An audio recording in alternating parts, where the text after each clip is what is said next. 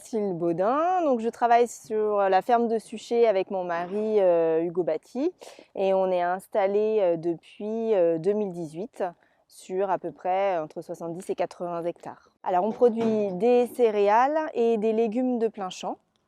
Donc là par exemple il y a des pois chiches, du sarrasin, du blé, du maïs selon les années. Et on fait en légumes de plein champ donc des pommes de terre, des patates douces et des courges.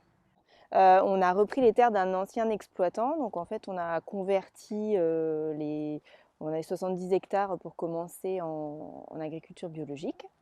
Donc on les a repris avec moi-même et mon mari.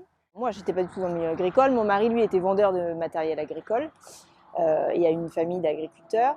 Et moi je travaillais à l'Agence régionale de santé sur la protection des captages d'eau potable. Alors, on a gardé les 3 variétés principales que faisait l'ancien exploitant, en fait, parce que les gens y tenaient beaucoup. Donc, on fait des Nicolas et des Mona Lisa, qui sont des pommes de terre à chair ferme, en fait, un peu multi-usage. On fait des Agria, en fait, qui sont des spéciales frites, parce qu'elles peuvent avoir des calibres assez importants. Donc ça, c'est pareil, c'était pour les restaurateurs, en fait. Et puis nous, on a ajouté nos propres variétés.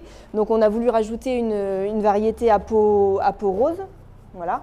Donc qui est multi-usage. Et puis pour faire de la jolie purée ou des chips, on a rajouté une pomme de terre à chair violette. Donc en fait à l'intérieur c'est violet. Voilà. Et puis on avait pas mal de demandes sur de la binge. Donc en fait, on a essayé de faire des binges parce que c'est vrai que les personnes âgées, les particuliers, c'est une pomme de terre qu'ils connaissent bien, que leurs grands-parents, que leurs parents faisaient.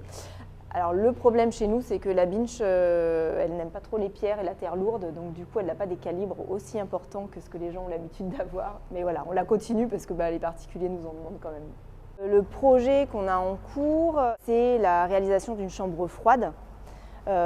Pour conserver plus longtemps les pommes de terre. Donc là voilà, tout est stocké là. Donc ça c'est notre production de cette année avec les différentes variétés de pommes de terre puisqu'on en fait plusieurs. Et donc voilà, le fait qu'elles soient dans le noir, moi je vois déjà depuis un mois que j'ai beaucoup moins de tri et à faire et il n'y a pas encore de germination qui est lancée.